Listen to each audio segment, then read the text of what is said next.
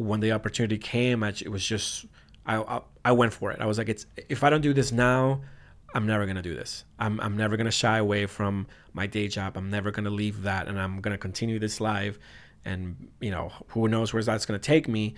Or I can really take the risk into the unknown. Even though, yes, I did know what I was doing. I was getting good. But, again, that business side of it, I didn't know what was going to happen.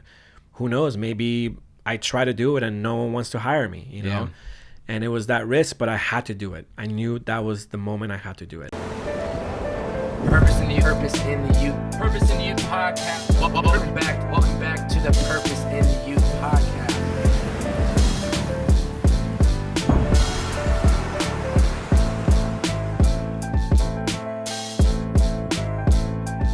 Ladies and gentlemen, welcome back to the Purpose in the Youth podcast with your favorite bearded man, the one, the only, Bobby. Ladies and gentlemen, welcome back to the Purpose in the Youth podcast with your favorite bearded man, the one, the only, Bobby. Today in the building, Danilo Lewis. How you doing, my man? Doing good. Another bearded man. Oh, all right, yes. So there's 3 reasons I was hyped for this podcast today. Number 1, great beard. I try. Have to give it to you. I try. I was pretty stoked when I was going through your Instagram and I was like just really eyeing the pictures of you. I was like, okay, this guy's got a great beard. Sounds a little corny for the ladies and gentlemen listening, but you got to give props where it's due. Second, big content creator. I try. And I love content, so I got to say your stuff is phenomenal. I appreciate that. Thank you. And thirdly, a little secret gem is today, August 31st, is actually the 3-year anniversary of the launch of this podcast. No way. 3 years ago today. Wow. Congrats. I launched this podcast. Wow, I feel honored. Wow, I didn't even know that. So okay. I think there's no better way to cook up than with a fellow bearded brother, a fellow content creator, and to actually cook up a podcast on the day. Now. So 3 years ago, I uploaded this podcast in my parents' kitchen in Chicopee, Massachusetts, and I told myself from the jump, I'm going to treat this pod as if I got 1 million listeners. 3 years later, 143 plus podcasts, 4 group episodes. Congratulations. We're going to be cooking up, but thank you, man. Yeah. Wow, 3 years. That's amazing. 3 years. Yeah. 3 years, man. I had a little bit of a smaller beard at the time, but it's mine was bigger. Yeah. And I came to LA and I had to make it cleaner or shorter. You know, got to keep it tamed. I used to have that techno beard, like super long. Yeah. You know, I had to clean it up a little bit. That beard life, baby. I got to start another series just talking about beards because I think people are like, this guy's so cooked. Yeah. But yeah, so even just like scrolling through your Instagram, right? I'm seeing a lot of amazing stuff. Thank you. I'm seeing you working with Chainsmokers. I'm seeing you work with Steve Aoki, ZEDD. I'm seeing private jets. I'm seeing yachts. Like I'm seeing the works. And I know it's taken a long time to get there. Yeah. I mean, this is 10 years in the making for yourself. 10 years. What do you think has been one of the biggest hurdles to getting you to this point where you now have these opportunities and you're traveling around and doing such amazing stuff? I think the biggest hurdle, especially in a market or in this sort of industry that's super saturated with not only content creators, photographers, videographers, and in that specific scene that I'm in with EDM, is that how to be original, how to be different than everybody else, so you can catch the attention or the eye of these artists. They want to say like, hey, I want Danilo to come shoot my tour. I want his photos for this tour. Yeah, I think that was the biggest hurdle at the beginning. Was like, what separates me from everybody else? Like my work in particular, I don't think is any different than a lot of these creators. I'm a fan of a lot of photographers. I'm a fan of a lot of videographers. There's a lot of photos and videos I see that I'm like, I wish I could create like this. This is incredible to me. But how can I be different than this? How can I be, or even try to even be better than this? How do I make my work better? And that was at the beginning and towards the middle, even the biggest hurdle for me that I face personally, where, you're always your biggest critic. So it's like you always see your work. It's like, oh, it could be better. It could be better. Yeah. You start to compare yourself to others. And it's like, that's another thing. It's like how to avoid those sort of things. And that was to me the biggest hurdle. Yeah. And I think once you can find a way to kind of quiet out the noise and stop comparing yourself and realizing like there's enough room for everybody to win. Yeah. Every artist, at least for your scene, like the EDM world or just like music in general, everybody needs a photographer, right? So it's like, I'm curious here, what do you think is the balance of quality product, but then also being a good person to be around? Because I feel like there's some type of balance too, where it's like, obviously your clients that you work with right now, they want high quality products, but they also want to be with somebody that they like. They're traveling with 24 hours of the day. You know what I mean? So do you think there's like a fine balance between both of those? Not only a balance, but I think it goes hand in hand, to be honest. I don't even want to say 50-50. It's just, I don't want to think it in percentage way. It's just, I think that whoever you're touring with, your personalities have to match, obviously. Like if you don't have, I think it's just being part of like such a big crew, there's so many different personalities that I think everyone gravitates to just kind of the same thing. Like obviously not everybody's the same, not everybody talks the same way. The difference in how I always kind of mirror it to comedians, like like where do you find the joy with the people you're with? Like they try to surround themselves with this same like-minded people. I think in a touring crew, especially the artists, like to surround themselves with like-minded people, creatives, how they work a certain way, they push themselves a certain way. They want to bring a person that does the same thing. Like they don't want to have somebody who isn't putting in the effort, isn't putting in the same amount of creativity that they do in their work. So I think one, personality wise, it has to match. I think like if you don't have it, it's going to be tough to get past like a week in a tour. You have to be able to it's a give and take, just like as much as I'm asking them to give me the personality they have in the photos or in the videos, they're asking the same thing from me to be able to, so the tour and the photo shoots and the concerts and everything, there's that energy. Like you want to have that energy. You want to have, so they want to be happy to be with you. Like exactly. That's because you're going to be the one that pulls the energy with the camera. You know what I mean? If this is just some random person with the camera, it's especially like, you get into the long weeks or long months, long weeks, long days, long like hours and hours and hours that you're touring. You need to keep that energy up. They're tired. So you can't just be tired. You have to like bring that energy out and show it to them, like you're happy to be there. This is what you wanted to do. Be in that moment, like you're here. I know. Keep that energy up. I know. So. Some of the touring you guys are doing right now, especially with the Chainsmokers, like it doesn't get bigger than this. It doesn't get bigger, and that's just amazing. It amazes me because it's like, where do you go from here? And even somebody like yourself, who's the photographer, the content creator, where do you go from there? Because you're at the top level. So for me now, thinking that, like, I don't like to think I'm at the top of anything. Like I never like to say that, just because I always feel like there's always room to improve. There's always room to do better. Why? Because that's what they're trying to do. And if the way they see it, it's like, we want to do this next year and we want to do this the next year. In my head, I'm like, I need to step my game up. I need to step my photography game up. Whatever I give them has to be hand in hand with what they're doing. You know, like if they want to be the top artist, my photos need to reflect that. The quality that I give them needs to reflect the level that they're at. And it's a constant, I don't want to say battle, because it's not a battle, but it's a trying to always push and push and push. And it's like, obviously you hit hurdles, you hit walls, and how to get above them, how to get through them.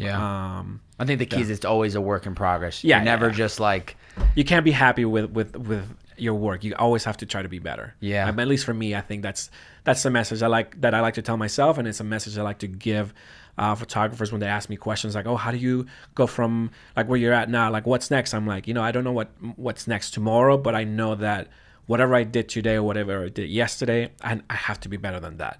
I have to give them something better that, I don't want them to ever look at my work and say like, yeah, we've seen that before. Like, no, to me, I'm like, wow, this is great. I haven't seen this yet. Like, that's the response I want to get from them. You want to keep them on their toes.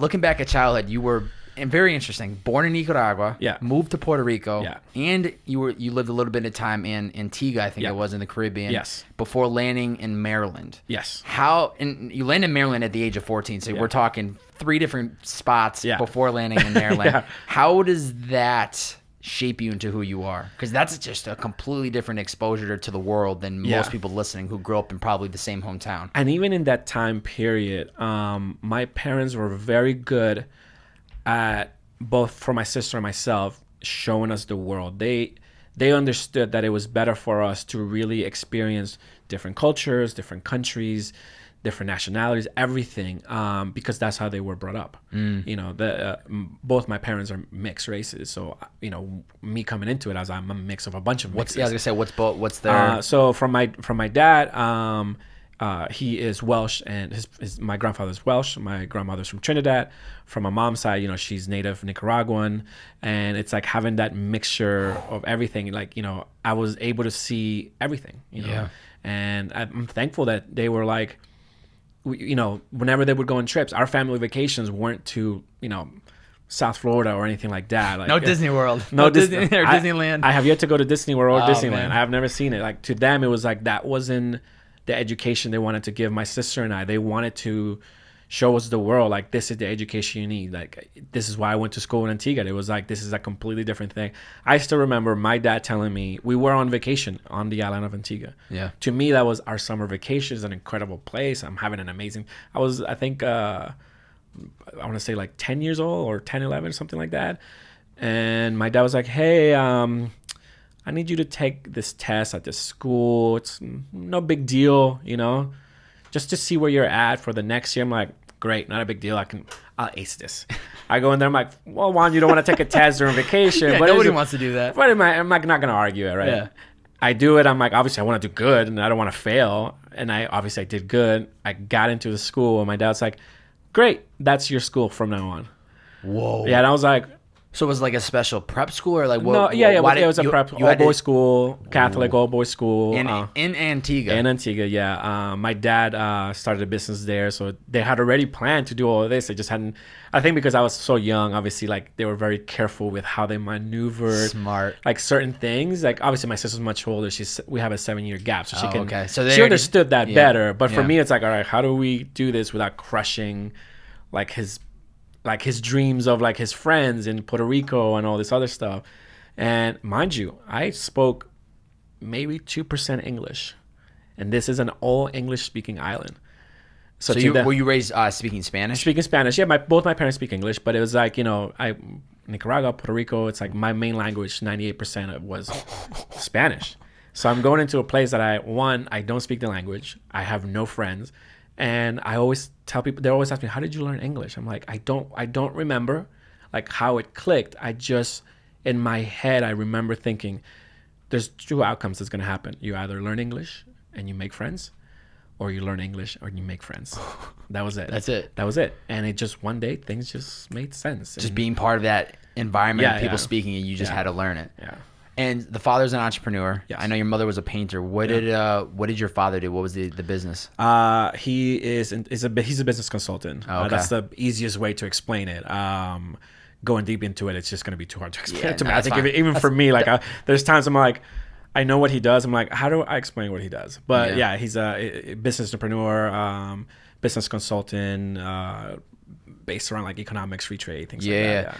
Yeah. And your mother had at one point, she owned a camera. I think you would occasionally would just, she still does. Still does. Yeah. She's Still still a does. huge fan of photography. But you would take her camera all the time. You would shoot. I think in the beginning stages it was like plants, and then you like moved on to dogs, like moving objects. Yeah. What were you enjoying about it early on? I think I was always since my mom was a painter. Like when she was starting out, she had these painting professors, and I was always with her, and I gravitated obviously to that artistic side because I was always with her. And I think I found it to be, she wasn't, I mean, while she loved photography and obviously she's always had her cameras and all that stuff, it wasn't her preferred medium. And now I think for me, like now thinking about it now, it's like, how do I find my own medium instead of following her? I love painting, I love drawing, but it wasn't it wasn't something I was passionate about.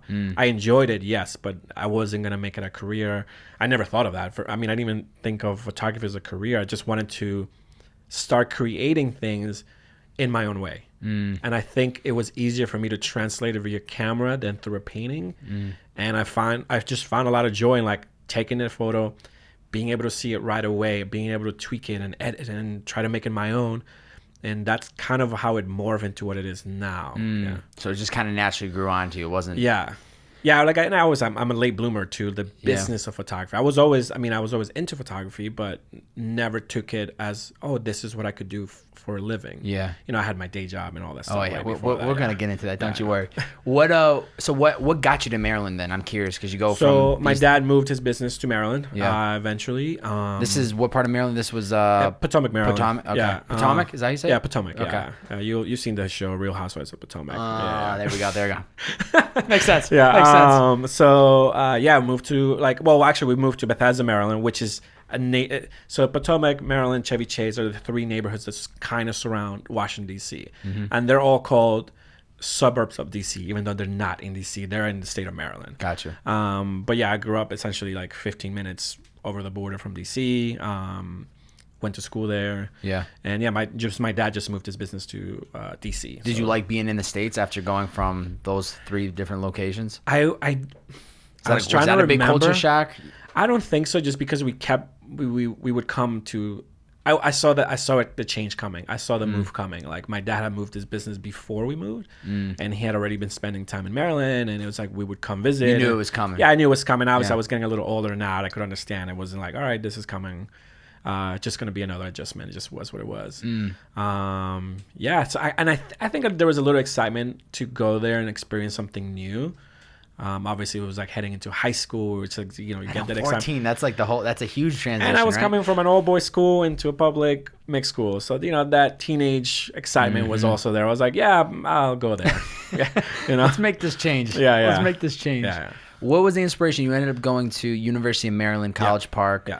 Ends up being, I think, about 20 miles east of your hometown, so you weren't that far from where you grew up. Yeah. Majored in business. Yeah. What was the inspiration to going there? It was just my local school. It was like my friends were going there. Did you have any idea what you wanted to do, though? You majored in business? I did. I honestly think that deep down I kind of wanted to follow in my dad's footsteps. Seeing him as the entrepreneur. Right. And I mean, that's all I knew. Yes, my mom was an artist. Yes, she was a successful artist. But I never... that wasn't, I gravitated more towards, at least work-wise, my dad's side. People joke that personality-wise, my mother and I are like twins. But aside from that, like everything else, I'm like my dad, which is really odd. Because I don't see it. Yeah. He's a very strict, stern man. It's like I'm like I'm a more loosey. I'm more relaxed, more friendly guy. Yeah. But yeah, it's I think it was like, to me it was like the natural was like, I have a great mentor. Why wouldn't I want to pursue this? And I know I can be successful if I take his advice that he's been giving me my entire life, put it into work, and do some, follow into that direction. What was the big advice he was giving you growing up? Just everything was just like, hard work. Nothing is given. Nothing like. I'm fully aware that I lived a privileged life where I grew up, what my parents did. But my parents, they're both of them together, not just my dad. Their message to both my sister and I was like, there's nothing that's going to be given to you if you don't put the hard work. That includes this home. Like, you want to get clothes? The yard needs to be mowed. There's things that need to be cleaned. The cars needs to be washed. Yeah. You can't just get it. And it didn't hit me. Obviously, like, you're young, you're like, no, I got to do this. There's chores. But as I got older, obviously I was like, I would see certain people act a certain way towards materialistic things. In my head, I'm like, that's not how I grew up. I was like, sure, I obviously, yes, I had it. My parents provided everything for my sister and I, but it wasn't just given, it was earned. And I think those lessons translated into, I did well in school, but it was earned. It wasn't like I got away with a lot of things. It wasn't like I just got by. And it was just, that message of anything that you want, even if whatever career you want, you need to put in the work. No one's going to give you this. I'm not going to give you a job. You're not going to come work for me. Yeah. Go find your own job. Go find your own way of doing things. And I think that message was like in me from the beginning, where I was like, okay, I know the work I got to do. I know what I have to do to get from point A to point B. And I think those sort of lessons along the way just always stuck with me, where I was like, all right, this is not easy. Yeah. I remember Economics 101, like listening to the first lesson. I'm like, it might as well have been Greek. I'm like, what? What? Can you say that again? Right. And it was what I was like, all right, but you got to put in the time. Yeah. That work ethic, man. I think that ends up being the huge, obviously it helps you get to where you are today. And just with everything, it just takes time. You obviously not going to learn how to be an amazing photographer on day one. It's gonna take time, and it's Yeah. like it's the patience I try to teach now to young photographers. Yeah. You need to have the patience, and you need to have that work ethic. What do you think changed the most about you within that 4 years of college? The 18-year-old you to the 22-year-old that walked out of there. Was there a lesson? Was there something that changed about you? I feel like those are pivotal. Those are pivotal 4 years. For the first three, I want to say I was the same person. Like I had the same goal and everything. And I want to say, so I got to give my mom credit for this. So towards my senior year, spring break, I wanted to go to Cancun with my friends. And I've told you, my parents' idea of vacation wasn't the Disneyland or Disney Worlds of the world. It was like, no, we're going to go to this crazy country and you're going to experience this life and you're going to see how people live and how they are in different places, right? Aside from your cushy life that you have here in America. And my mom was like, why would you do that? That sounds so dumb. And like my friends and I were at my parents' house. We're looking like, man, what a dream crusher there. We just wanted to party. I've been to Cancun. And my mom was like, go to Russia, go to Egypt, go to Japan. And we all looked at each other like, let's go to Japan. Oh, so you guys switched. So we switched it up and we went to Japan. Really? And I was there and I legit lost myself in Japan. Till this day, I'm like, I remember every day, every second that this was almost more than 10 years ago. It was almost 12, 14 years ago of that trip. And I remember every second of that trip, everything that we did, every restaurant we went to, every shop, the friends that we made in that moment. Obviously, you lose touch, but yeah. I remember all those people. I remember the names. I was just lost in that country. And I think that's what showed me was like, maybe I can be my own self. And it turned into, I don't want to say a rebellious phase, but it was like, okay, is corporate America the way I want to go? Is me being this sort of way? Because I wanted to always be a certain way, be very methodical about the things I did. And I think it was just like a little rebellion where I was like, you know what, maybe it doesn't need to be, maybe I don't need to go to Cancun. Maybe I do need to experience something else. Maybe I don't need to do the corporate world. Maybe I can do the corporate world and do something else at the same time. Maybe try to find something on my own. Because I always thought, I was like, I'll be like my dad. And this was the first eye-opener. It was like, I don't need to be like my dad, or I don't need to be like my mom. I don't need to follow.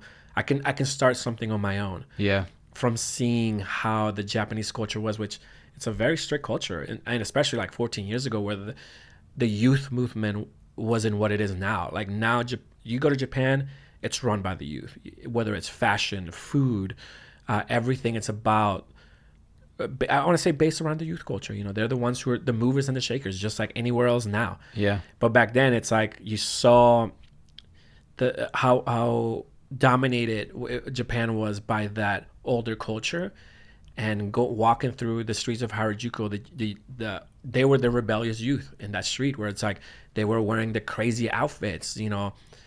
This was the beginning of streetwear, where like all these kids were like, we don't want to be like our parents. I'm going to wear these crazy shoes and these crazy jeans. And it's like, I had never seen it like that, so prevalent. I went to where I grew up in DC in Maryland. It's everybody looks the same. I want to say like that. I wore the same thing that all my friends wore. Yeah. Like there was no difference. Like there was no originality. And which also, I do think that also did shape me as how I am now. I think we all go through that phase, dude. I did it too. I wore the same thing as everybody else. But seeing that rebellion, seeing that going against the grain was like, I want to do that. I want to do that and be happy about it, because everyone is extremely happy there, and I wanted to do that. And I think that's what, after having those 3 years of knowing everything that I was gonna do, was made that switch for me. So you have that mindset, you have this awakening, and you graduate. And you end up going into like the finance world, though. Yeah. You start working for some type of financial company. So how does that happen then? Because you have this awakening. It's like I still, I'm still in the same area. I'm still surrounded by the same friends. I'm still surrounded by that same sort of mentality. Was like, after college, you get a job. You try to get a good job and try to make money and wear the suits and the ties. And while I still have that awakening, I still had to find that. I didn't know what it was, so I still was following that path. The path that I knew, not the path that I wanted to find out. And that's where it led me. It led me to working at this financial firm, and just with anything, it's like, if you're going to do it, you don't half-ass it. Do it good. Put in the effort, put in the work. And that's what I did. And I started winning awards for my job there. What was the position and where I was a financial analyst at the beginning. I'm sorry, a financial advisor at the beginning, and then went into wealth management after that. And, you know, I got good at it, you know, and a work ethic that you had always had. I didn't want to, you know, if I'm going to be here, I'm going to put in my time. There's no reason for me to be here and not put in the time, not put in the work. That's just wasting time. But little by little, that rebellion was just in my head where I was like, okay, I found something. Let's see what could happen. But I was still giving it, you know, 100% on my day job, and little by little, just adding more percentages to my day with photography. Yeah. So how does that kind of become the opportunity? Because I know you started becoming like a staff photographer at Club Glow. Yeah. Then you start working at, I think it's Lima Restaurant and Lounge. Yeah. So was this more of photography is a passion project that I've always had and I can make some extra money doing on the side? Or was it like, I think that this might become the new route, so I need to keep putting time into this photography thing? I didn't know it was going to be the route. I saw it. I was like, I wanted to do something creative. My best friend had offered me, he asked me to shoot some photos for him at one of his gigs. I went and I did it. And, you know, he's my best friend, so I wanted to make sure he had great photos. I didn't want to let him down. Yeah. And the club owner and the promoters were like, hey man, like we'd like what you did with him. Just come do it for us at our clubs. And that's where it hit me. I was like, I can make money doing this. Oh, I didn't know that. All right, cool. Let me do this, like, you know, once or twice a week, just see how it goes. I get to have fun. I get to hang out with my best friends, like, and I'm getting paid to hang out, you know. And that's how it kind of piqued my interest. I was like, I was given an opportunity by the guys who own the clubs to start something that I had no idea I was going to start. And I started to enjoy it more and more. And it started to consume my life more and more. Where I was like, you know, yes, I was doing photography as a hobby. Yes, I knew some things. But my mind was immediately open. The sparks were flying where I was like, what more can I do? Where can I take this? How can I edit things different? You know, I remember I spent almost an entire month just editing in black and white, just so I could get a different aspect, and then changing into something else, and then changing into something else. And I remember starting a 365 project, taking one photo every day and making a story about that photo for that entire day. I got to day 287, I want to say, before I was like, all right, it got too busy, and I was like, couldn't keep up, and it was like, still a long time to stay consistent. Yeah, and I remember like I see the progression. I was like, wow, I started what I was shooting and where the stories were going, and that was like, how do I take these stories further? And little by little, like as the club owners and the promoters were growing, like their business was growing super rapidly, and you know, my career was sort of following that trajectory. And they opened up this club called Echo Stage. Yep. Massive club. And you know, it's where I got my prime education in, you know, touring photography, concert photography, festival photography. Yeah, I was gonna say, I feel like Echo Stage was the most important vehicle to getting you to where you are today because of the production, the touring acts that were coming through. I had even came across like Avicii had came through there in his early stages. So how important was that venue to me? It showed me how to be a professional. Like, I obviously work in the clubs. I'm a professional. I'm gonna come in. I always came in early. I always left later. You know, it's like, oh, you don't have to come in till 11. Do from 11 to 2. I'm like, I'll be here at 10 and I'll leave like 3:30. Wow. You know, the club opens up at 9 usually, or 9:30. I was like, I want to be here before everybody gets here. So you want to scout the entire arena or the venue. So, and get comfortable and get in that mindset. I didn't want to come in and rush things. I've never enjoyed that. Like, whenever there's times we have shows and we legit land and we're running to the stage and you're sweating, you're hot, and you're like, I always, even though I don't like that, what I'll do is like, you know what, I'll take a step back for 5 minutes and I'll catch my breath and I'll just watch the show for 5 minutes.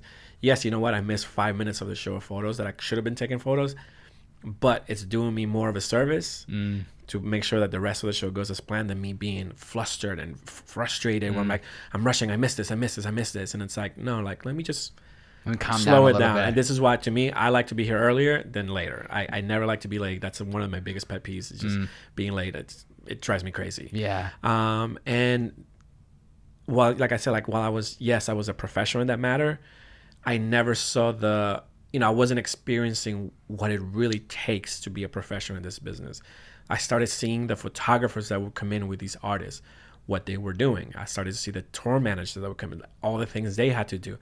And one of the things I always loved is, again, like they were like, you don't have to come in till 11. The show doesn't, I mean, the venue doesn't get packed till 11:30 anyway. So I'm like, you know what?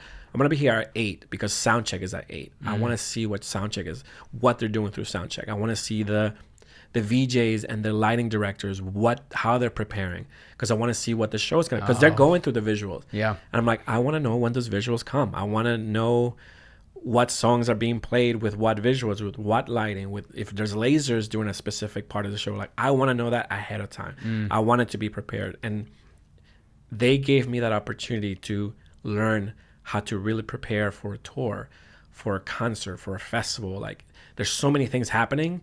That is, to me, I've always said, like, it's better to be prepared. It takes the element of surprise away and that spontaneity, but I'd rather be prepared and rather know what's happening and get the things I know my clients want to see than wing it and then possibly miss it and then not be able to deliver the quality or the quantity of work that I wanted to deliver. Yeah. And how long did you end up working for them? I did, so for Club Glow itself, because Glow is one of the, it's the part of owners of Echo Stage. I did 10 years, or actually 9 years, I would say 8.5 to 9 years, because obviously my touring took me away from Echo Stage. So that I just moved to LA, so that was my 10th year actually from when I started to when I left DC, and I was still working at Echo Stage. And so for me, Echo Stage was 3.5, almost 4 years as their lead photographer. But it took you about 5 years to go full time, correct? Yeah. So you're doing all of this while still working finance and working a full time job. And I was doing festivals while I was doing, like, my career was kind of taking off, and I was getting these photo jobs with these festivals, like I did Electric Zoo, BPM Festival, Firefly, and I still have my day job at this time. And it's me taking the weekend. Obviously, a lot of it's in the weekend, but it's me coming back on a Monday morning at 7:30 in the morning, being on my desk after having this crazy rush of an experience, and going back to doing what I had to do in the morning. And it just, at some point it became obvious that I could do this. That it hit me that I was like, I could tell I was good enough to attempt this as a career.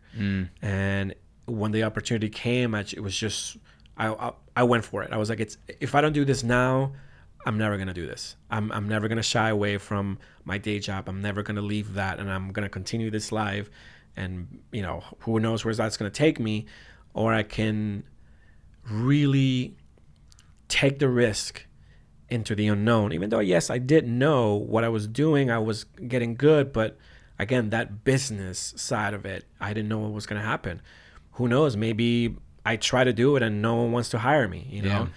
And it was that risk, but I had to do it. I knew that was the moment I had to do it. At the time, so you felt 100% confident there is no other option. Yeah. And what was that opportunity that presented itself? It was a tour that I was asked to do, and I couldn't do it because I couldn't take time off. Yeah. And I said no. I was like, sorry, I can't do it. The tour came around, and I was at work at my desk, and I'm like, my phone, I'm going through Instagram, like, that looks incredible. That looks amazing. Like, Fear of missing out's kicking in. Yeah, and it was just like, it was eating me inside. I was like, I could have been doing this.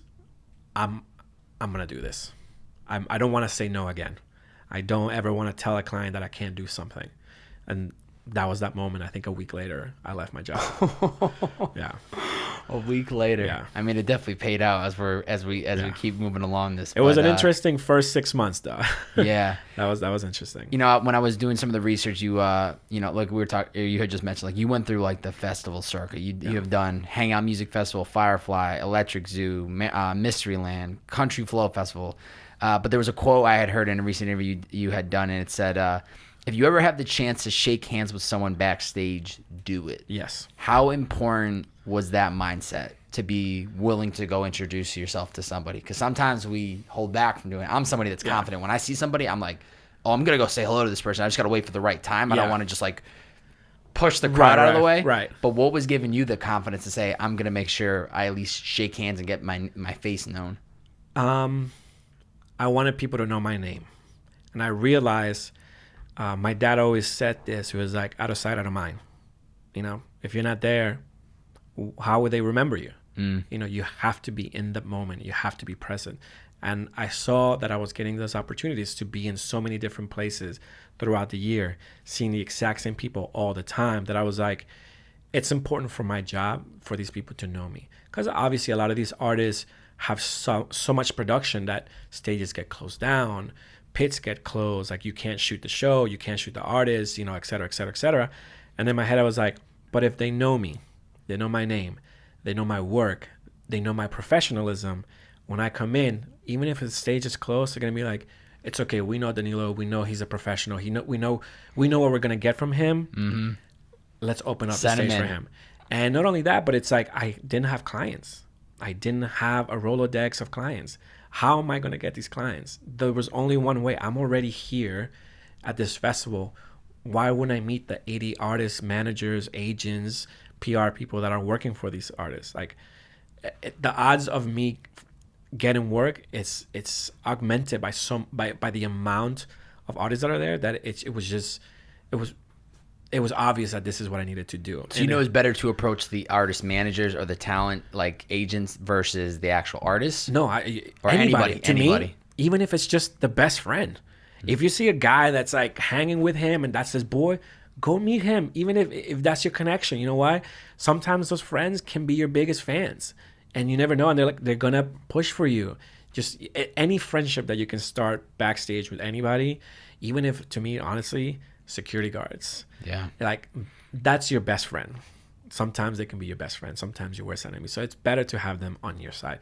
It's like, just go ahead and shake everybody's hands. Doesn't matter who it is. You never know who you're going to meet. You know, you may think someone is just a random groupie that's just hanging backstage, and you end up finding out that they run one of the biggest PR companies in the world. And you're like, oh, I'm glad I went and shook hands with her. Yeah. You know, it's like, it's those sort of things you just don't know. And it's best to take that risk and that opportunity. Just go ahead and do it. And I know it's hard. I know it's scary to do it because you're meeting strangers. You never know how they're going to respond to you. But there's two responses. It's either going to be like, hey, man, like, great, nice to meet you. Great that we can connect. Or I was like, or they just turn up, but you won't find out unless you do it. Yeah. And it's just, to me, it's always better to find out than not do it, and then you're just spending days and days thinking of the what ifs. Yeah. You know, I keep going to my dad. My dad always says, like, the what ifs never count in life. They just don't, because you didn't do it, so you never will find out. It's better to find out, get it done, and you actually know what the outcome's going to be. And that's kind of how you ended up, I feel like, linking with Chainsmokers, because I think it was 2014-ish Electric Zoo when there was like no access to photos. You ended up working for Electric Zoo, I believe, and you get a chance to shoot them, and you get the photos, the assets to the management right after their set within an hour. You edit these photos, you get them exactly what they need. You build this relationship, and then you're like pounding the management of like, I want to shoot for these guys. I want to shoot for these guys. I want to shoot for these guys. Did you always have that confidence though? Like, were you like the whole idea of like, I'm going to keep reaching until I get the yes? I want to say yes because it's what I wanted. Like, if there's something you want, you just got to go for it. And this is what I wanted. This was the artist that I saw I liked what they were about. I loved their energy on stage. I loved how their management was with creators. They were one of the first artists I remember being really open with their creators, like, you know, allowing them to have creative freedom, allowing them, bringing these guys in to say, like, we brought you in because we like what you do, so just do what you do. And that to me was amazing. I was like, I want to work for a team like that. I want to work for artists like that trust in what I do. And I was just starting out. Their careers were, you know, they were you know, that's right when the things are about to hit. Yeah, like, and you could tell, like, you know, they were getting there. Like, you could, that crowd, it was I want to say it was a midday set in New York, but it was one of the biggest crowds I've ever seen at Electric Zoo. Mind you, at that year Electric Zoo had two main stages, so there's two artists going at the same time, And I always say, I was like, ooh, I feel bad for the other main stage, because the crowd that's here waiting for them to go on was just ridiculous. Wow. Yeah. And so how does that end up continuing to becoming what it is? Say, how does that relationship evolve from you just the guy who's shooting photos at Electric Zoo to then now you're traveling around the world and you are their go-to photographer? For me, it was showing them that effort, showing them that I wanted to be their tour photographer, but I didn't want to just be just another tour photographer. I wanted every time they saw photos be like, this is why we hired Danilo. This is why we brought Danilo to Red Rocks. This is why we brought Danilo to these 2 concerts before our arena tour, so we could test out if we could do this. Because, you know, they're testing out the crowds and they're testing out their production, but at the same time, you're testing out a team of guys, like our production managers, our stage managers, our lighting, our visual. Same thing with photography and video. I'm like, let me show you that when you go into your arena tour, and if you hire me, you're going to get the most insane photos of any arena tour possible. Because I see where their career is going, and I wanted them to have that quality of work. And that's how I went into it. Like, obviously, I was like in 2016 when I was like doing like the one-offs with them. I wasn't touring. They had Rory that was touring full time with them, and Rory was doing both photo and video. But these big shows kept coming up where I was like, this is where I can show my value, not only as you know, as a team member, but as a photographer, but a team member to their touring team. And I would just message, you know, I already had the relationship. They obviously had already done some shows here and there. They came to DC a couple of times. They had seen my work from there as well, some festivals that we kept bumping into. And when 2016 came, I was like, I want to shoot Red Rocks. This is a ginormous show. Let me show you what I can do. And that was my plan. I wanted to show them. And that's how I built that trust from them, to be like, we know that if Danilo's here, things like, we don't have to worry how the photo is going to come out. We know they're going to be what we expect them to be. And that's how I worked into it. And I feel like the timing was good for you too, because then you're looking at, that's probably 5-6 years in on your like photography career. So it's like you had been putting in that work all this time that it was now the opportunity for you to step up to the plate. Whereas if this was year 1 of your photography career, you probably wouldn't have been ready. You know what I mean? You hadn't worked at Echo, or you hadn't worked at Club Glow. So it's like you wouldn't have been ready for that opportunity. And it's, you know, I always believe there are steps to how you achieve something. You know, there are certain people that just have that that just have it and can go from day one, you know, immediately ready to go. I'm not one of those people. I'm the type that I need to work at my job. I need to work at my craft. And I feel like there's a lot of people like that get frustrated because they see certain people doing better than they are, but they're not understanding that, you know what, you're not them. But you can get there. Everybody can get there. You just have to work at it. You just have to work at it on your own way. You know, maybe you need to be better at editing. Maybe you need to be better at how you capture, you know, in photos, like certain angles, and, you know, changing your perception as to how you capture a show. It's just, there's a lot of things you can work that would make you better. And you just got to put in the time. You got to keep staying patient with it, keep putting it on the process. You guys just wrapped Europe, Asia tour, and you're heading out on a 42+ stadium tour of the U.S. and I think Canada as well, starting in September, alongside 5 Seconds of Summer. What do you think is one common misconception that people don't realize when going on a tour of this scale, for somebody like yourself? One big misconception is they think it's a big party.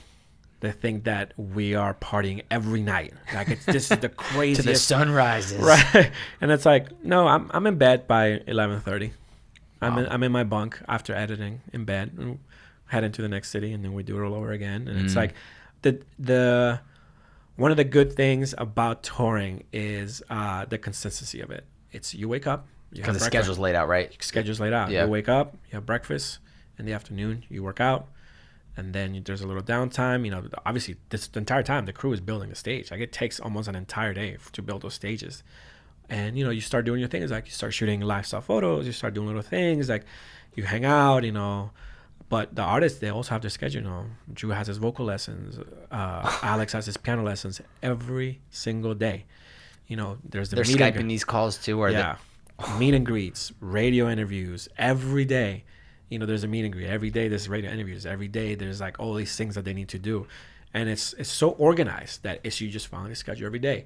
And people think it's like, oh my God, you get to go here, and it's the most, you probably have the most insane time of parties. I'm like, yeah, we have a great time, but it's like we have a job to do, like, and we have to do it every single day. Yeah. And I think that's the biggest misconception. It's just one big party. Yeah. Are there any specifics when you're on the tour that in your day-to-day you need to check off? Like, I know you mentioned the gym in the afternoon. That might be something. Are there certain other things that you have to do in order to, you sound like a very disciplined person. Yeah. So are there anything else that? To me is I set up that day's catalog on my computer.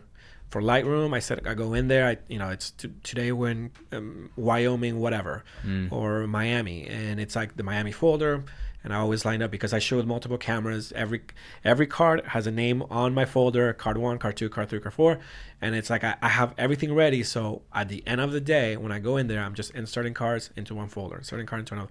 I'm not doing it like last minute because that takes a long time. Yeah. And to me, it's you have to get that content out quick. Yeah. It's like, it's one thing if it's like, photos that are being prepared for something later down the road, but when it's show, when it's concerts, when it's touring, you need to have that content right away. Like I can have an entire show within an hour and a half after the show ends, ready to go on social medias, any platform, even press. Like that can be ready for press. I know when you're working with artists of that scale, they need that stuff, and it's getting seen quick, and it's spreading like wildfire. So I start preparing, like in that time off after like the gym time and like, let's say lunch, I'm in the bus getting ready, getting all my files ready, I clean my lenses, so like everything. So I'm not worried about it during the show. Yeah. And there's other things we do, obviously. We try to plan like little fun things around the tour to make sure we get like better content. So I start walking around the venue, or I start walking around like wherever location we at. Like if there's something, I start going on Instagram. One thing I love to do is the day before, I go on Instagram and I search what are the most photographable places in this city. In that city. Yeah. And if we have time, hopefully I pitch them like, hey, there's this cool thing. I'll show it to them. Like, we can go here, we can go there, we can do something different. And there's, it's 50-50. Sometimes it's a yes, let's go do it. Sometimes it's like, we don't have time. Like, we're just going to rest today. And it's, it depends on the day. But I like to at least be ready to have that for them. So they, so they know it's one less thing for them to think about. Yeah. What do you think has been one of the biggest lessons you've learned from working alongside both Alex and Drew? Because, I mean, these guys are top of the charts right now. Dedication. Yeah. And effort. Effort is one of the biggest words that I like to use. And because they do it every day. When I mean every day, Drew has a vocal lesson every day. Alex has his piano lesson and practice every single day. Why? Because they want to become better. They realize that there's so much riding into their careers that if you don't put in that effort, if you don't put in the work, you're not going to get there. Yeah. And I think that dedication translates to me where I'm like, I want to do the same for them. Yeah. They've given me so many opportunities to be able to, see the world and experience so many different things. But at the same time in my career, I realized that a lot of the amazing things and great artists that I get to work with outside of them, it's because of the work I've done with them. So to me, it's like, I want to be able to give them my top work. I want to be able to give them every inch of effort that I have in me into their shows. Yeah.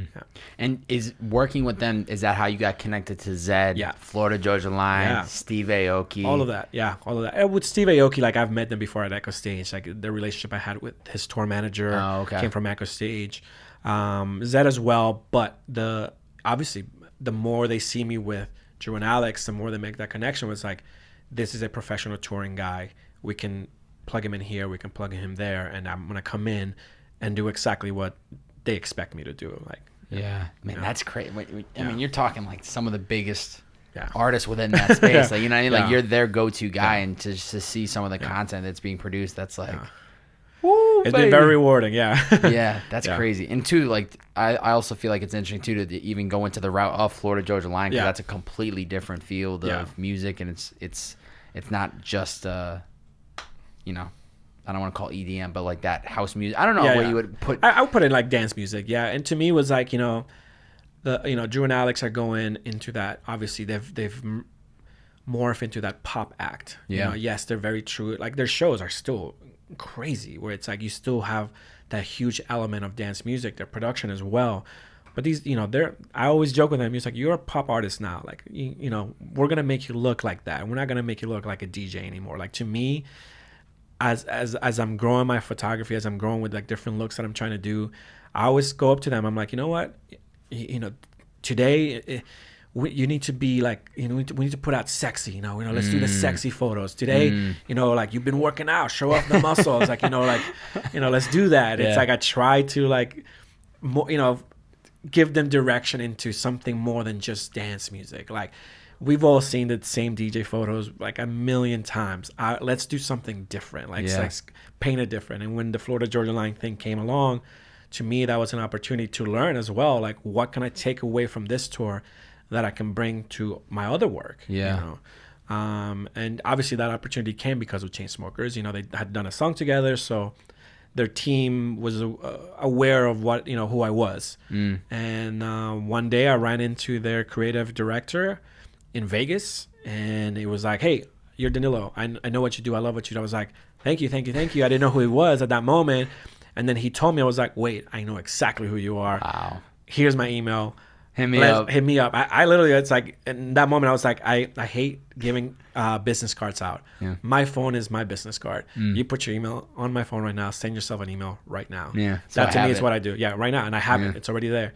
The next morning, he hit me back. I was like, hey, don't forget, let's chat. I'm like, trust me, I haven't forgotten. Let's chat. Tell me when. Yeah. And, it took a process of trying to find the right timing, because obviously I tour with the guys so much, and some of the other clients I have, that I didn't have too much time off. Yeah. And then one day it just happened. He asked me if he was like, after like, I want to say like maybe 10, 15 emails of back and forth, like, are you open? No. Can I be hired for this? Oh, sorry, we hired somebody else. And it's like, hey, here's the dates. Do you have it? I'm like, yes, let's do this. And it was incredible. Like, I love, so the creator, his name is Lloyd. I love guys like him. I always say this because they have a vision that's outside the box. And when he came to me, the reason he came to me was he wanted a different style of photography than country music has seen. And the moment he said that to me, I knew it. I was like, anything I can do, I'm gonna do it for this concert, for this tour. Like, I wanted that opportunity to come in and show the country world. There's a whole different type of content that can be produced. Right. And it's like, think outside the box. Like that whole country world, I don't want to say it's Getty photographer based, but it's like artist based, where it's like the shots right here, like the singing, the guitar. You don't see the whole show. Yeah. And to me you need to see the whole show. These artists are putting on some incredible concerts. The production is insane. Their fan interaction, that's what they're about. They point to the fans. They look at fans. They, it's like that interaction to me was so crucial. Yeah. That it's something that when I came back to Chainsmokers, I was like, Drew, you're the lead singer. You need to like look at crowds, look at the girls, like, like you're the main right. Like, focus. I take that because in my head I'm like, I want those photos of you. Yeah. I have those photos of these guys. Now I want those photos of you. Yeah. Like let's it's like, again, like bringing that difference to them. Like, I want their concerts to look different than any other concerts in their genre. Yeah. You've shot so many shows. I know this is probably a hard question to answer, but is there a certain show that kind of stays true to your heart that you will never, like, that just kind of randomly will pop back in your mind? Or I don't want to say the favorite show you've ever shot, but is there one that stands out more than others? I have two. But the number one I'd say is Montreal during the Memories Do Not Open Arena tour. This is a massive arena. It's 18,000 people. It was the biggest show they've ever done. And I was going through my progression of the show. 10 minutes here in the crowd, 15 minutes here on the side, being on stage, getting photos of Drew, Alex, I was just going through everything. I went all the way to the top of the arena to get this, crazy shot. It's completely sold out crowd. I've never seen anything like that before. And I was at the top, and the song Paris about to come on. And obviously it's a massive hit. And, you're in a French-speaking country. Obviously, the Association of Paris is there. Obviously, there's all their fans are there. And I was ready to take these photos, and I just put the camera down, I was like, it looked incredible. The visuals look amazing. The venue is, the way the arena is laid out, it almost feels like the fans are on top of you, which is it's even crazier. And it hit me. I was like, whoa, like I remember shooting one of their first club, not first, but one of the first Club Big Guy show with them was in DC at that Club Lima. They came in, it was 250 people. There's 18,000 people here. And you could hear all the fans singing every single lyric. And I was proud for them. I legit was like, this is incredible. I'm in this position to witness an artist achieving something that they, probably like when we first did that show, they probably didn't think that was achievable, or, weren't thinking like, we're going to do 18,000 people arenas, but they're here. And it's like, I legit took like 5 minutes on the top, and I just watched the show, and it hit me. I was like, I haven't really seen the show. Yes, I'm capturing the show every day. Yes, I've been to rehearsals. I know the show, but as a fan, I wanted to take that 5 minutes and just sit there at the top, seeing everybody, seeing the crowd. And it, till this day, is one of my top favorite shows, because it hit me. I was like, I don't know if it hits them the way it hit me, where I was like, dude, they're here. Like, this is what they've been working for this entire time. Is this exact show. Yeah. And obviously we've done bigger shows since then that have been really cool, but that was the moment that it hit me, where I was just like, wow, I can't believe I've been with them for this amount of time. I've done this many shows and festivals and other concerts, but this is theirs. This is their baby. This is their concert. Especially to see you go from A to Z, the 250 to 18,000. That's really the perspective of seeing both sides of it. That to me was like one of the most incredible experiences, at least as a photographer, to be able to find joy in my clients' success. Yeah. Like, I'm very thankful of the success I have, because they've given me the opportunity, but to actually me see their success and really take it in and be like, wow, like, this is incredible. Like, this is what hard work gets you. Yeah. 18,000 people singing every single lyric. That's a lot of people. Yeah. That's a lot of people. Yeah. The work ethic, the dedication, the consistency, the persistence, it all is part of you. It's very clear just from this conversation. Yeah. And I know how in the beginning of the podcast you had made a comment about like not worrying about where you're going, just more about where you're at today, trying to be better than you were yesterday and try to be better tomorrow. Yeah.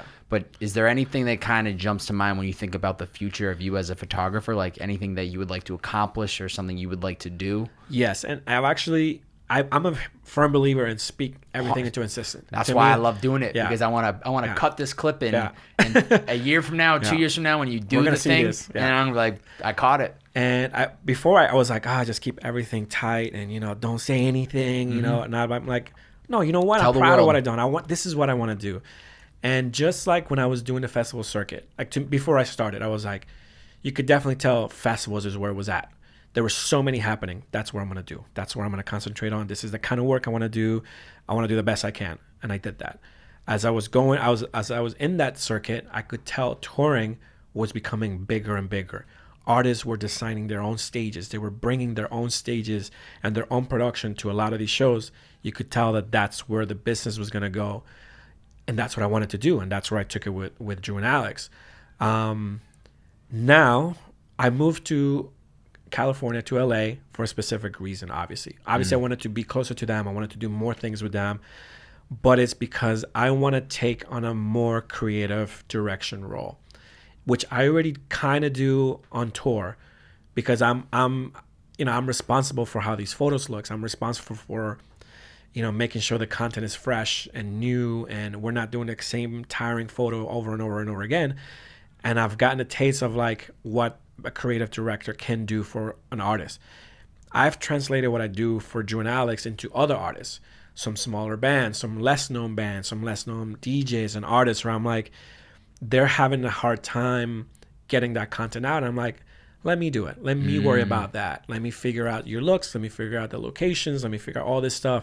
What looks can we do for you? What can we, for your social media, for your promos? And I want to take that direction eventually in LA. I want to take it to either a big label or shop it, to other management companies, et cetera, like that.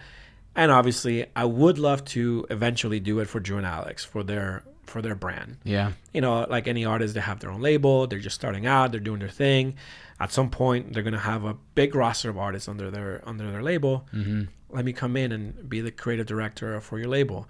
One less thing you need to worry about. You know, we've already had this relationship that we've been working on for the past 5 years, and I want to be able to give their label the best, just like I've given them my best. Yeah. You know, I wouldn't care if it was, a kid who's 19 years old who's just a producer. You know what? He needs content too. Yeah. He's under your label. I'm already here. Let's get his content out. Let's get his image up. Like that to me, it's like, they know your quality. They know you can deliver the product. Yeah. And I realize it's something that I need to work more on. I need to work on my direction more. But that's what I'm here. That's what I'm here to do. To do more of this. So when the time comes, I'm ready to do it. Did it feel like a leap moving from the East Coast to LA? Because you moved out here at the top of the year, January 2019. So you're almost 8 months in now at this point. Did it feel like a leap, or did it feel like the timing was now or never? The timing was now or never. Yeah. Definitely. They had asked me, like, I've played with the idea of moving to LA a year before. I was gonna say, you probably have flown back and forth too many times, right? And it was getting a little tiring, but jeez. But to me, it was like, the way I viewed it was like, nothing's changed. Me being here and me being on the East Coast, we're still touring, like nothing has changed. But I could tell that it was best for me to, again, out of sight, out of mind. It's like it was best for me to be here, to be seen, not only for them, but for the other things I wanted to do. I've collected a lot of contacts, and I would always say like, hey, I'm going to be in LA, like we should shoot, and things weren't working out. And I noted my first week here in LA was at Shake Shack, and I ran into an artist manager who was like, hey, like, what are you doing here? And I was like, I live here. And then he legit was like, what are you doing next week? Let's shoot. Yeah. And I was like, done. You Great. just got to be out here. And to me, it was like, it's just what it is. You have to be here. That's, again, your journey is your journey. Yeah. I'm not saying move tomorrow to Los Angeles, but, to me, it's like the business is here. You have to be here. Like everyone's here. Work is here. There's so much work to do. I hear kids complaining that there's no work to do. I'm like, you know what? I know a dozen, for lack of a better term, influencer agencies who are paying $500-$600 per day, or for like 2-3 hours to go shoot some random girl or some random guy. If you want to make money, the money is out there to be made, and you can use that to your advantage. Use that to build your portfolio if that's something you want to do. If it's something you don't want to do, guess what? You still are getting the experience. You're still learning about the business. You're still learning how to invoice, how to follow up, how to reach out to emails, how to reach out to clients, artists, how to deliver photos, when to deliver photos. Like, even if it's not your cup of tea, it is a learning it gives you a learning platform. Yeah. I've done before I got to where I was, I did a lot of shoots that I wasn't particularly fond of, but I understood. I was like, you know what, I need to do this because I need to learn how this works. I need to learn how that works. And I mean, it's out there. LA has it all. Well, I think it's important that you take advantage of the opportunities of wherever you are before you move to a major city like LA. Because I think the tough thing is, which I'm not saying you can't do, is move to LA and start that new passion thing. Right. Which you can, but everybody definitely else is trying to do the same thing. Yeah. So why not become the photographer of Maryland, of these big venues that have these major acts, really get good at the craft, and then finally make the move. But and I say that a lot. When they ask me, it's like, how do I start? I was like, where do you live? Nebraska? I'm sure there's some bars, somebody's club. coming through there. Exactly. Somebody's coming through it, whether huge or small. It doesn't matter. There's a show happening there. Yeah. Go find who owns what, who promotes where. Introduce yourself, offer your services. Something's going to happen. Learn from that. Yeah. Like, you're going to have terrible production, terrible lighting, but guess what? You're going to learn to shoot it really well. And then you're going to transition that into great production and great lighting. And you're going to shoot that even better than you ever imagined. But it's because you put in that time, you put in that work to like really develop your eye, really develop your craft. You'd rather have those hiccups on a small scale than get a huge pitch at a big opportunity and strike out. Yeah. And then you're back to square one. You got to rebuild that brand up. Thinking about everything that you've learned along the last 10 years of really honing in on this craft, knowing what you know now, what's the one advice you'd give to your younger self that was just picking up and really trying to build into this career? Be patient. I know at the beginning, even though this is what I preach now, it's because I wasn't always patient.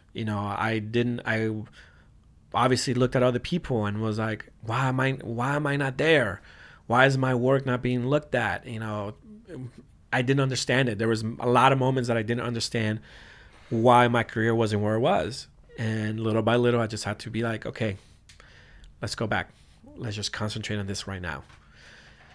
Work at this. And obviously, as time went on, that's what I wish I knew back then. So I think my mindset would have been better. I think mentally I would have been in a much better place instead of like being in such a defensive place back then, you know, just because you get angry at yourself, you get angry at others. And it's like, I feel like to me, this is why the past year and a half, I've taken more of a mentor role for a lot of these like young photographers that DM me, because I didn't want to be that photographer that got to a certain place and didn't share the knowledge that got him there. Mm-hmm. Because I was lucky. I had friends and I had some mentors that did guide me, that did bring me back to you know, ground level, be like, hey man, like, you're doing good, you're doing amazing, just keep going. You're gonna get there. And that's something that, like, now that I had this platform to be able to do that, I started going through my DMs and seeing some of the questions. I'm like, you know, I was there. You know, I was there in a small city or in a small town or whatever, not knowing where to begin. And I had somebody who guided me. You know, I may not be in his town, but I can still guide somebody. And little by little, I started to get some replies where kids are like, man, you told me this 7 months ago. I'm doing my first tour tomorrow. I'm just like, wow, amazing. Like, go crush it. Or like they come to me like, hey, I saw you write this on Instagram. I took your advice. I'm starting a tour tomorrow. I don't know what to do. And I always tell them, half your job is done. 50% was getting that job. Yeah. You did it. The other 50%, guess what? Got you that job. Just do it. Just do that exact same thing that got you there. Yeah. And guess what? You're at 100%. Yeah. You don't have to worry. Yeah. There's nothing to worry. Just come in and do what got you there. Yeah. And it's been I've enjoyed seeing those stories. I've enjoyed seeing these kids come up, and like, it makes me feel good that I'm able to pass forward the knowledge that was given to me to other people. Yeah. And it's the same thing I tell them. Like, whenever I meet somebody face to face and we'll have a great conversation and I give them advice and we're laughing and we're like, it's going to be amazing. Don't worry, blah, blah, blah. I stop the conversation. I get very serious. I'm like, hey, at some point you're going to get here, and you're going to have another kid in front of you doing the same thing you're doing to me. Whatever he asks, your job now is to share whatever I've shared with you. Wow. This is not for you to keep. This is for you to pass it forward. And I keep saying that to me is like, it's best to build that community of the same mentality than to be a combative mentality of like, no, like, this is my job. Like, I'm not, why would I help him? He's going to come and steal my job. I'm like, that's not the way that you should think. You should think of, how do we grow this community for it to be better? Yeah. You know, and people were good to me coming up. I want to do the same thing for other people. Yeah, I think it's good because not only are you paying it forward and you're helping somebody out, but I think too, it ends up being a reflective moment where you're like, wait, I was there at that one point. I didn't have anybody to shoot. I didn't know how to get that first tour. I didn't know how to get better at these skills. But then it becomes like you're helping people, you're building that community, and then you're having these like reflective moments to go, I've come from there. Yeah. Like, yeah. And I've actually shared those reflective moments the past year on Instagram. Like, I've made a post. I'm like, wow, this feels amazing. Like, you know, like, I can't believe I'm here. I can't believe I'm at this place. I've wanted to shoot this thing for so long, and now I finally get to shoot it. And I make it a point that I always say, like, I've been doing this 10 years. I've been doing this 10 years. So they know that I was like, yes, the past 3-4 years have been very successful for me as far as touring and artist work. But it took a while to get there, and it took a while for me to get to today. Yeah. It's okay that you're in year 3 and you're not touring yet. It's okay if you're in year 5 and artists aren't answering all your emails. Like, it's okay. It's going to take time. It may be tomorrow or it may be in another 4 years, but you're going to get there. Yeah. Just keep doing that work. Stay patient, stay consistent. Yeah. There was one fan question I pulled, and you kind of have answered it already, but I want to see if maybe you can really drill in on it. Yeah. This is coming from Lloyd, and he said, when shooting show after show, how do you keep coming up with new perspectives? One thing I do is I try, and I'll base it on, for example, an arena tour where it's the same show every day. Yep. Which means, to be honest, you're going to have the same photos from time to time. But I try to shoot every show different, meaning if during the first 5 minutes of the show I was in one place, I won't be in that place for another 15 shows. I won't shoot from that location for like another 15 shows. Because the light's the same. It's going to be the same production, so you got to be a different angle. Right. And sorry, and you get some different venues, obviously, that makes it look different, and you can go back. But to me, what I try to do is try to find specific moments in the show. That, you know, the show is very calculated. Yes, it's mapped out. Yes, it's rehearsed and everything like that. But if you pay attention, there are certain things that happen during the show that are very particular to specific shows. And I try to find that on every show. It might be only one photo, but guess what? It's still a very different thing that you're shooting. And yes, it can get monotone, but it's all in your approach. Like, to me, like, I may shoot, let's say, 2 shows the same way. Same photos, same positions and angles and everything like that. But then I'll go into the editing process and I'll edit things differently. You know, I may do things that there may be parts of the show that are, the colors are incredible. And to me, I'm all about color. I want to show the vibrance of that color. There's other times I see it, I'm like, let's black and white this. Let's give it a completely different, and it changes the, you know, the perspective of the show. You know, it changes the look of what the show looks like. And I'll go through probably like 15 to 20 different looks throughout a tour to try to separate every show, every photo, every angle, and try to make it a little different here and there. You know, there will come the time that you're shooting the same thing. It happens. You know, it's just part of what you're doing. It's not your fault if you're shooting the same thing every show. It's all in how you view it, how you want to capture it, and what story you want to tell afterwards. Yeah. You know, and there's many, like I said, there's many ways to do it. I think it's supposed to be, it sounds like it's really just a creative challenge you're supposed to have fun with, of just finding ways of, you might be shooting this same angle, or same show. How can you tell that story differently? There's even times, I shoot every show, 2 cameras.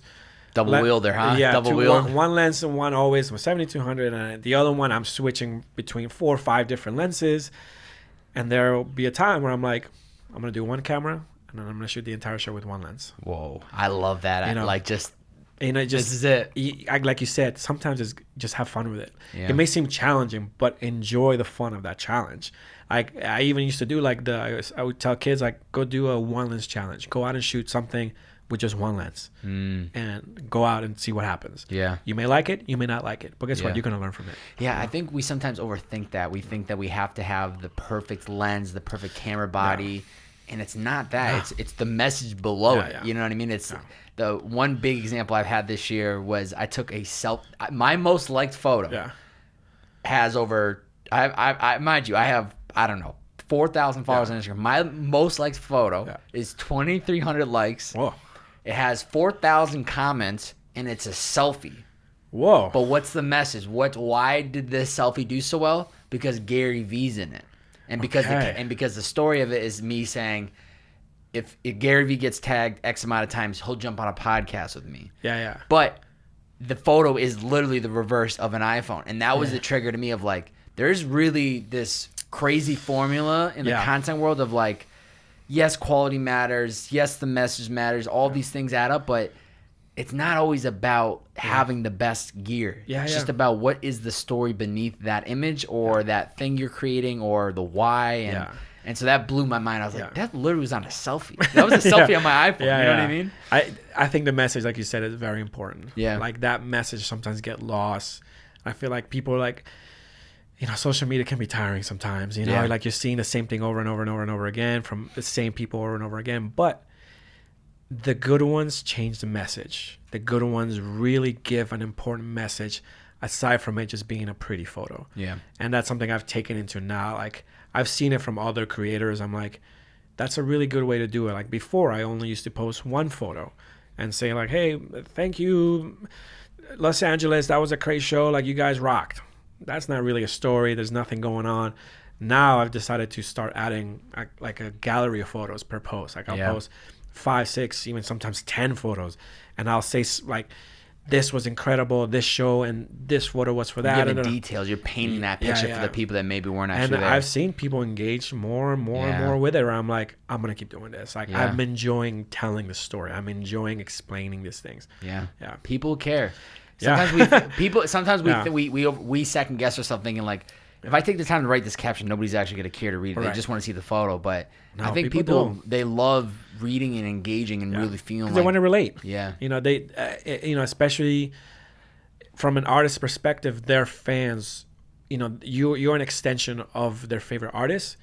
They want to know more. Yeah. I'm always very careful with what I share, because obviously it's like I want to make sure that they always look there. I always paint them in the right light. I never would paint them in the wrong light. Yeah. And obviously I share like, I sometimes share private moments with that, photos that I've had, and I try to explain why that private moment is why it is. It's like they're like eating, in a dark space. I'm like, guys, we just traveled. It was a long day. Like they needed their, it's just a quiet moment. It's like, their one chance to like take a breather before, 15 minutes later, they got to perform for 60,000 people.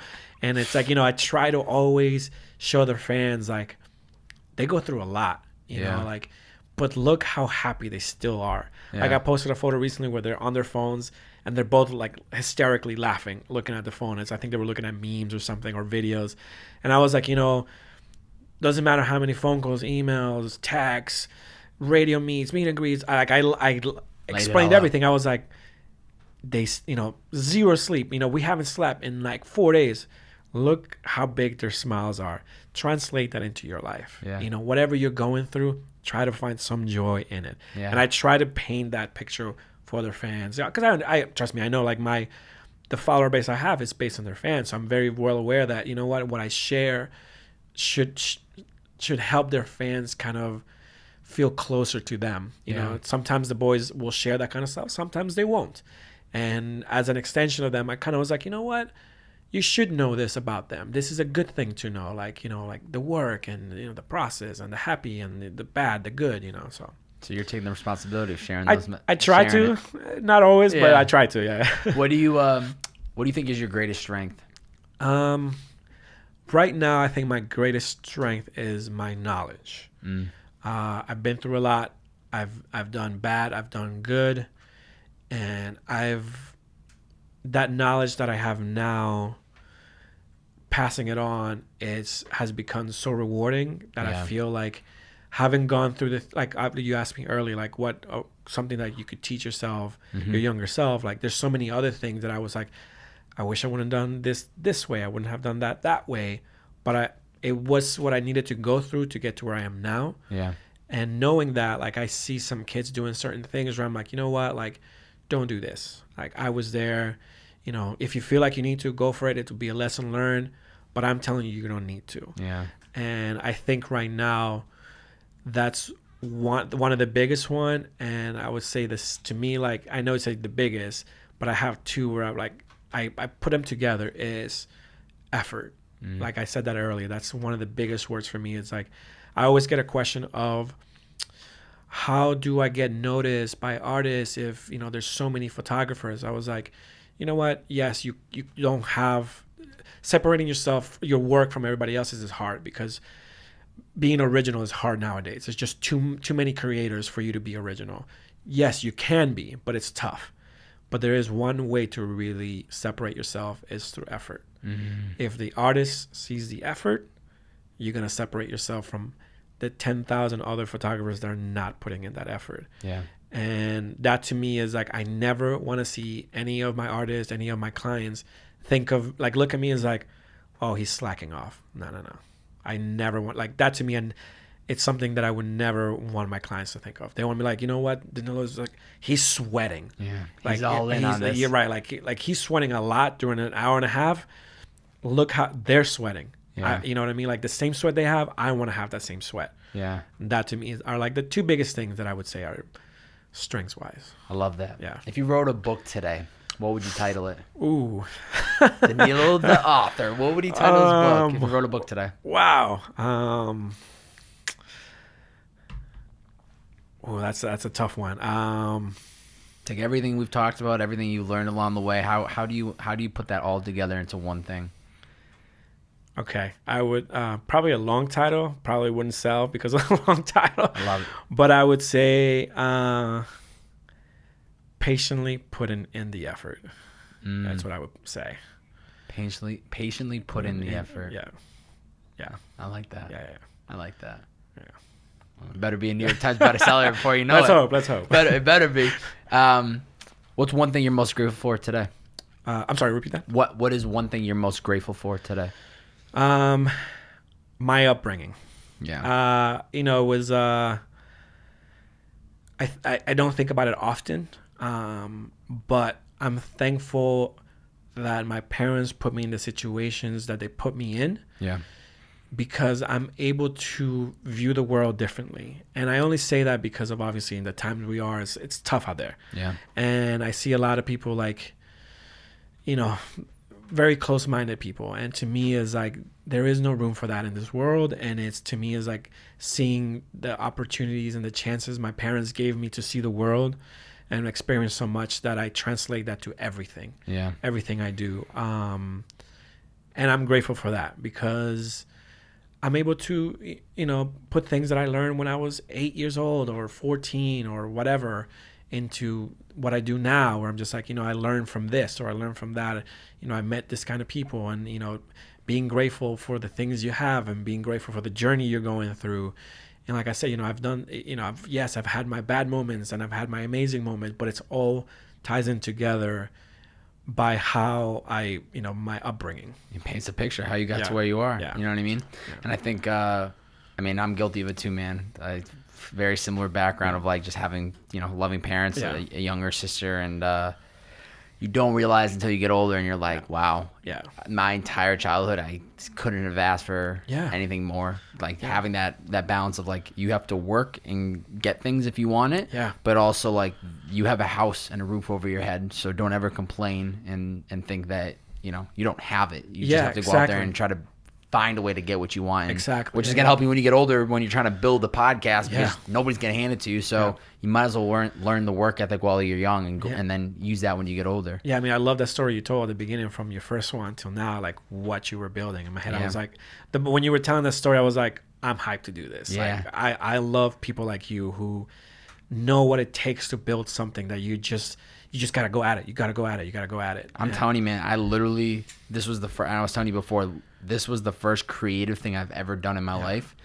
And August 1st is when I made the announcement in 2016 that I was like starting this podcast. I spent 2 months working on it throughout the summer after graduating.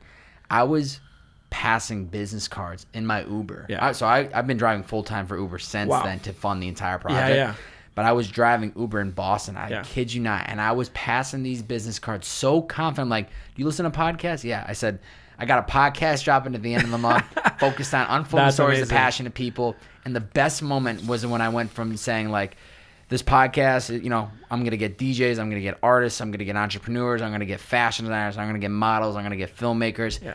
To the moment like 6 months later where I was like, oh, I've had artists, I've had DJs, I've had entrepreneurs. The what I'm going to create to what I have now still gives me the chills thinking about it because I was just so confident. I was just swinging those business cards. But in you saying that, we talked about earlier, I was like, the scary part of like networking, going and shaking hands.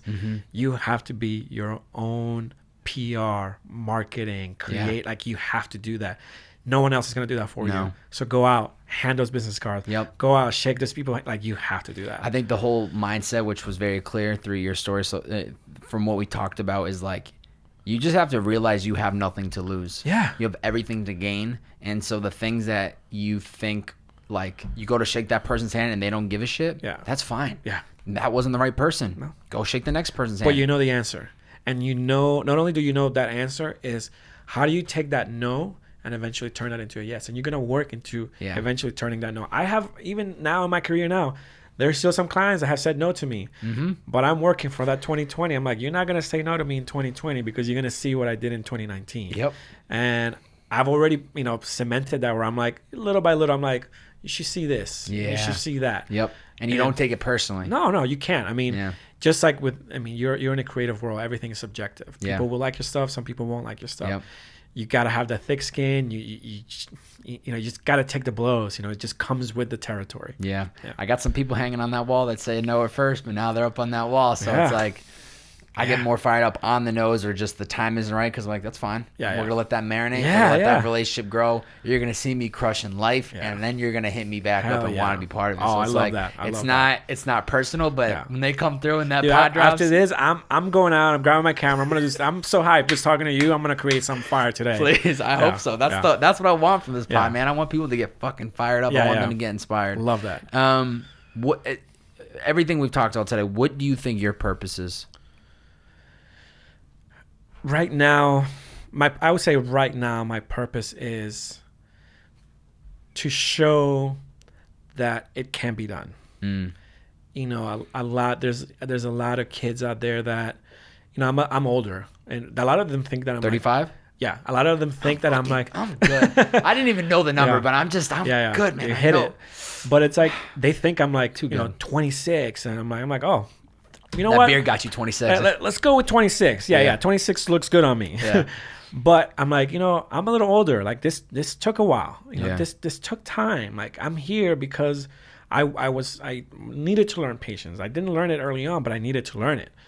And I think my purpose now is to really show them that you can get there. Yeah. I didn't know that I was going to be here. I didn't know how to get here, but I got here. Yeah. And if I can share that with you, and if I can show it to you, that if you just take the time to really do the work, that you will get here. It can happen, There is no amount of time, there's no amounts of no's that will ever stop you from getting here. I've gotten tons of no's, millions of no's, but I still got here because you still got to persevere. You still got to go through it. Yeah. And I think currently that's my purpose, to really show like these younger kids who are just starting out, or even the ones who are finding themselves stuck in their work, that it's okay to be stuck. You will get over it. You will get past it, and then you're gonna find something new, and it's gonna energize you, and you're gonna go through it. And guess what? You're gonna have another wall, but you gotta go through it. And I think that's my purpose right now. I think it's extremely important hearing that from somebody like yourself, because to me, age is just a number. I don't think anything of it. But the thing is like, I get it. Like if I brought somebody on here who's 19 years young, who's crushing it, who's on tour, who's doing it, it's so easy for somebody that's in their mid-20s to go, I'm in my mid-20s. This dude's 19, he already crushed it. How am I ever going to catch up? I see that a lot. Yeah. And it's okay. You know what? It's okay for that 19-year-old to be where he's at now. Yeah. Don't see that, to me, what I would say is, don't see it as a deterrent for your career. Yeah.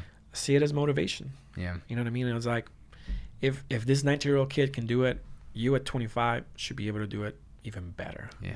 And that might be a message that you need to hear.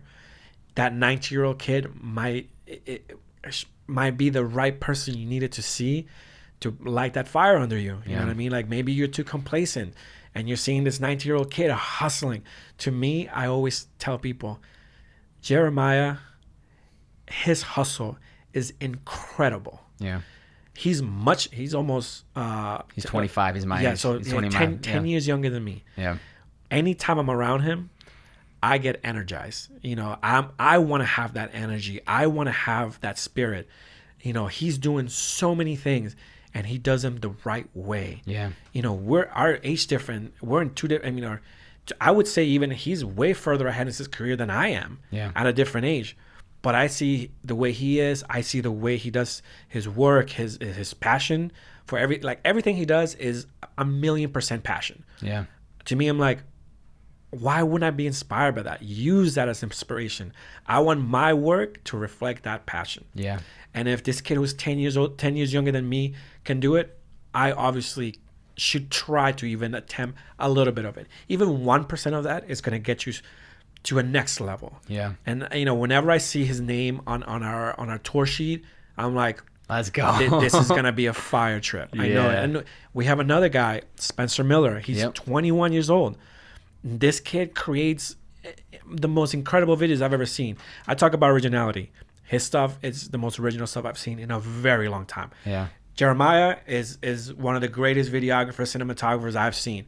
I've spoken about him like this to a video director for, he does like a big like commercials, and when he was asking me about like the video, he was like, the video guys that you use. I'm like, you may think of them as video guys, but I guarantee you, if you put him in your position, he'll probably crush twice as much as you would right now. Wow. I wouldn't say it in those words, but in my head, I'm thinking of that way. And to me, I'm like, I look at this kid, I'm like, he's 21 years old. Like the first time I saw him, I'm like, he's what? He's how old? Yeah. And he's creating what? And you need to be inspired by anything, everyone around you. Use their motivation, use their passion, use it somehow to lift you up. Jeremiah has for sure been, of the 140 guests plus that I've had on the show, he's definitely one of the most inspiring to me. Like, he doesn't even realize how much he inspires me as a creative, because I'm literally, long story short, he was literally the weekend I moved out to LA 2 years ago this month. I went to his Snapchat release party in Venice. Yeah. Through a mutual friend, whatever, then connected with him a couple months later, got him on the podcast, and from afar we'll chime in every 3 or 4 months and collab on something or whatever for the content. But just seeing his success and he's a visual content creator. I'm an audio podcast guy. Yeah. I just use that as a model. I see the wins he's getting and the brands he's working with and the people he's working with. I'm just like, the only difference between me getting there from my career is just time, is patience. Yeah. I know he's been working on this thing for 6, 8, 10, a long time. I mean, I think at 15 or 16 he started. So it's just like when people like him just fuel my inspiration. That's why I was so happy when you brought him up, because he's been a huge, huge motivator for me from afar, just watching him since we got connected almost 2 years ago now, where it's like, if he's eating, so can I. And it's the same thing. You see him winning, it's like, I can do the same exact. There's a lot of times I always I use him as a reference a lot in that department, where I'm like, you see that, nothing was handed to Jeremiah. You see that hustle? It's because he put in that work. He put in that grind, those long hours of editing, creating all this stuff. And now you see him sharing that knowledge as well. Yeah, it's amazing. Yeah. Before we get into closing questions, this is when I reverse the role. I love a guest to ask me any one question. Could be about something we talked about today or something you want to know about me. Okay. 2 rules. 1, can't be a question I already asked you today. Oh, no. And 2, it can't be directly about the podcast. Okay. But any one question. Take your time. Okay. You kind of just answered it. Please, but I did want to know, aside from Jeremiah, has there been a guest that you've had on that really hit a nerve to make you want to change anything in your life? Ooh, that's a good question. This is why I have the wall, because I can visually see their faces and really think about it. That hit a nerve. Something they said or something about their journey that kind of hit you in that moment. You're like, wow. Yeah. One that recently, I mean, that's the thing. So every episode I title the takeaway for me, right? Yeah. That's the selfish thing. I replay the episode, I listen for the sound bites, I cut out 7 clips for Instagram, and then I pull one as the name of the podcast, right? The last one that came out, 143, that was Create the Blueprint. The sound bite was him talking about I graduated college, I was working jobs, there was nobody telling me how to build my music career, so I had to create my own blueprint. Yeah. That was the takeaway, right? One that there's so many of them. It's all of them. I kid you not, every single episode, their takeaway it reminds me. I can think of a couple like Como's. Yeah. That one was confidence comes from repeated action. Doing something over and over, you're gonna get more confident with it. Charlie Rocket, episode 111. That's believe bigger. Be bigger, believe bigger, believe that what you're creating could be bigger than what you already thought it could be. Episode 95, Zach Conifar, shoot your shot. Something we were talking about before, just go for it. Just wing it. What do you really have to lose? Episode 90, Rob Lawless, that was the sacrifices feel more like common sense.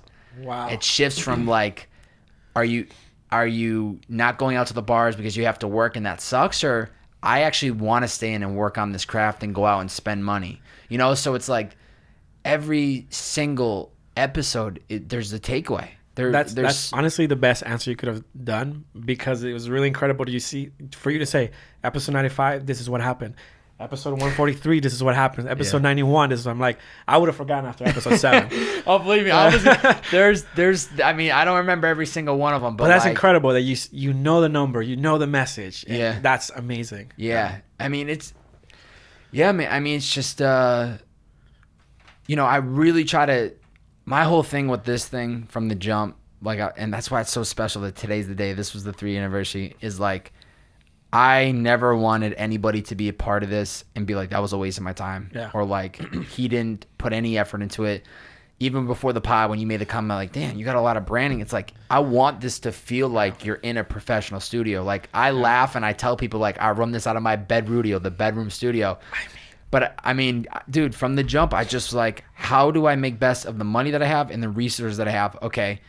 I do the research. I try to really understand the guests. I know exactly what we're talking about today before you sit down. I know exactly. I don't know the true details of your story, but I know the big points. I know how you got to where you are today. I just need to fill in the gaps and try to figure out how did that happen. So I try to make sure I do the research. I try to make sure I'm professional with communication with the people, with the guests. I try to make sure the branding's there. I just want to create an experience for, most importantly, you, but also the people that are listening. Of like, I've listened to podcasts where they ask questions. I'm like, you could have just Googled that. And then I've listened to podcasts where I'm like, oh, this person went deep.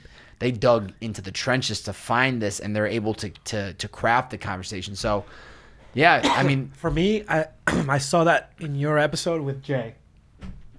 You hit him with a question. Jay Nightride. You hit him with a question. He literally was like, wow, how do you know that? What, do you remember what the question was? I think it was something about his upbringing, about his parents. It was like, how did you know that? And it was like, you were just like, I'm here to do my work, man.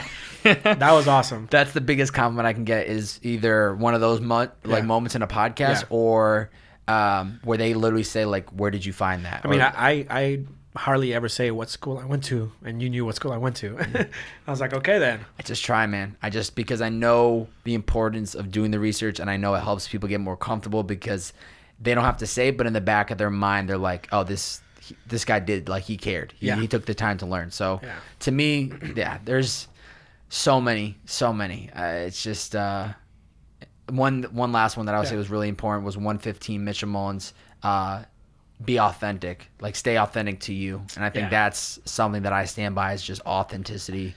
I think it's off. I know authentic was part of it. I don't think it was be authentic, but it's something with authenticity. But a lot of takeaways, man. A lot of takeaways. That's important, actually, especially when you're trying to build a brand. Yeah.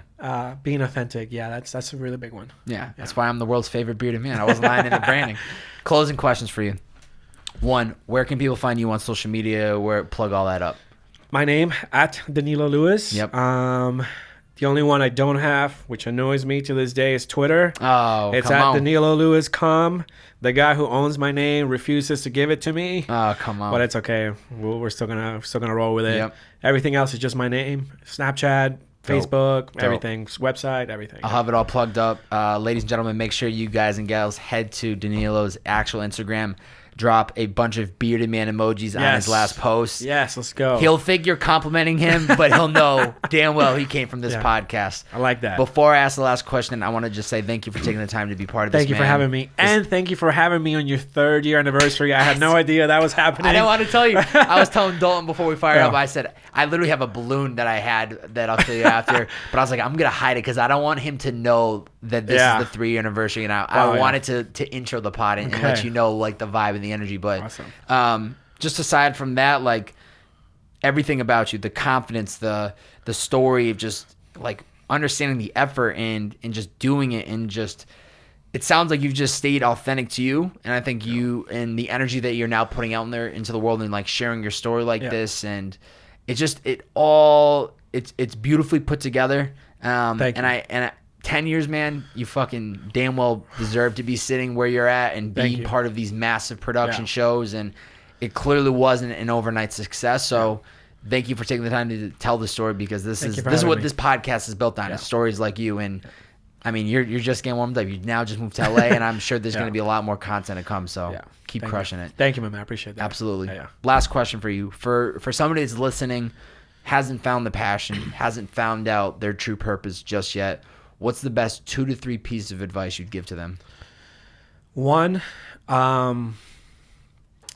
find something that's going to bring a smile to you every day. I think when you smile, you're projecting a positive energy, and you're going to bring the positive energy to yourself. Regardless if anything works out, anything comes out of it, even if it's just a hobby you want to create, even if you don't want any money from it, any business from it, and it's just something that you find joy in, keep that smile. It's going to bring it back to you. It's something that I've want to keep doing. Like, yes, I'm tired a lot of the times at the shows, and these kids come, like these photographers. We've done 12 shows in a row. It's grueling. It's long hours, and they come to me. I don't want to be a guy that's like, hey man, like, yeah, what's up? And I'm like, man, like, great to meet you. Thank you for saying whatever you said to me. Like, I'm glad you're here. Enjoy the show. I even sometimes give them a little hints, like, this is gonna happen, so they can get like a little better. But it's that smile, that projection. You project, the same things you want in life. To me, project that. 2, and I go back to the patience thing. I think you can't say that enough. Just because, this is kind of cliche, but Rome wasn't built in a day. There should be a newer one for that. I don't know. It's like so old. These beards weren't built in a day. It took us a long time. That's a good one. I want to say this beard wasn't built in a day. I think that's key. Like, just keeping at it. And I'm gonna use combos. You just said that. Like, confidence comes from repeated action. Exactly. Just do it over and over and over again. It may seem repetitive. It may seem grueling. But at the end of that tunnel, the rewards you're going to get out of it are going to be incredible. They're going to be so amazing. Yeah. And at the end, that smile that you started with is going to be 10 times the size once you get to that end. Yeah. Danilo Lewis, my man. Thank you for coming in today, brother. Thank you for having me. Absolute pleasure. We'll catch you guys next time. See ya.